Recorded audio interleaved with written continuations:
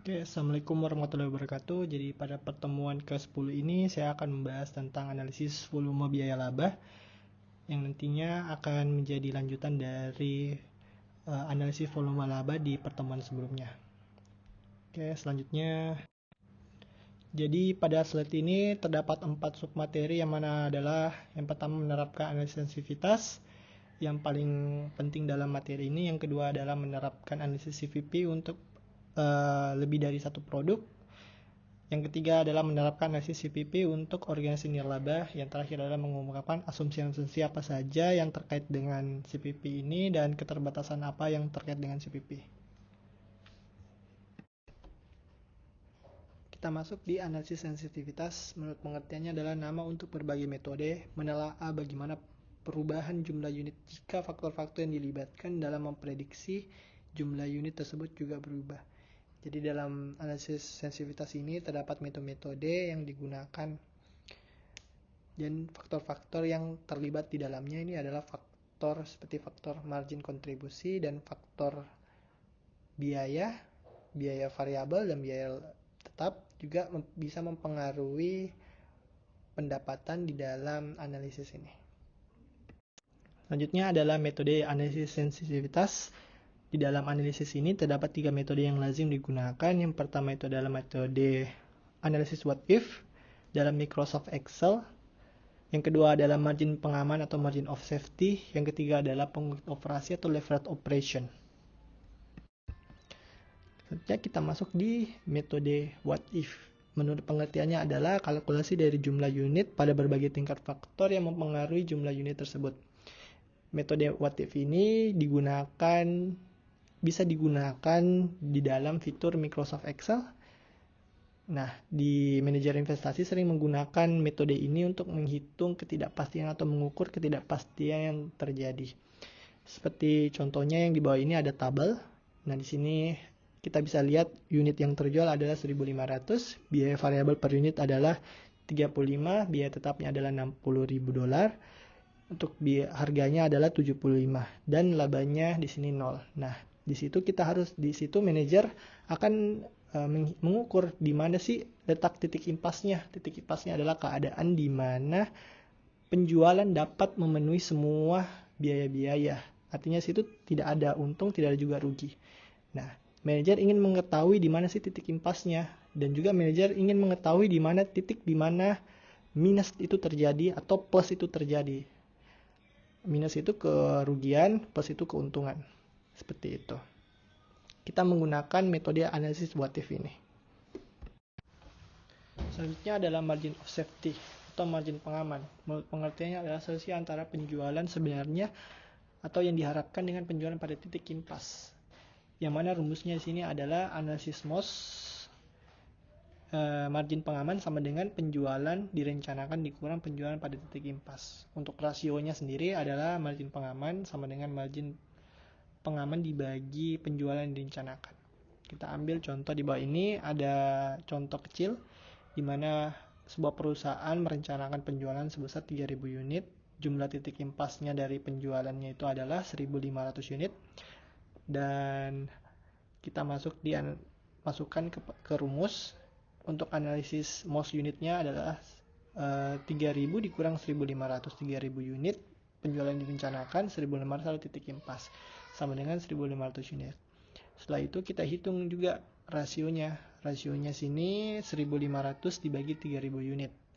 1.500 adalah titik impas, 3.000 unit adalah penjualan direncanakan. Kita mendapatkan 0,5 atau 50%. Angka ini digunakan oleh perusahaan sebagai pengaman sebelum perusahaan mengalami kerugian atau mengalami penjualan yang turun. Kita masuk ke pengungkit operasi atau operating leverage. Menurut pengertiannya di sini adalah ukuran besarnya penggunaan biaya tetap dalam suatu perusahaan. Semakin tinggi biaya tetapnya, maka semakin tinggi operating leverage-nya. Dan semakin besar pula sensitivitas laba bersih terhadap perubahan penjualan. Rumusnya di sini adalah pengungkit operasi sama dengan margin kontribusi dibagi laba operasi. Kita pakai informasi di bawah ini. Ada dua tipe perusahaan terotomatisasi dan padat karya. perusahaan terotomatisasi ini memiliki biaya tetap yang tinggi, sedangkan padat karya memiliki biaya tetap yang rendah. Nah, dari kedua jenis perusahaan ini memiliki resiko, yang mana resiko yang lebih tinggi di sini adalah perusahaan terotomatisasi, yang rendah di sini adalah padat karya. Yang mana ketika perusahaan drop penjualannya, maka yang paling rendah resikonya di sini adalah padat karya. Labanya tidak terlalu besar penurunannya, sedangkan untuk terotomatisasi memiliki drop yang sangat tinggi karena memiliki biaya tetap yang tinggi juga.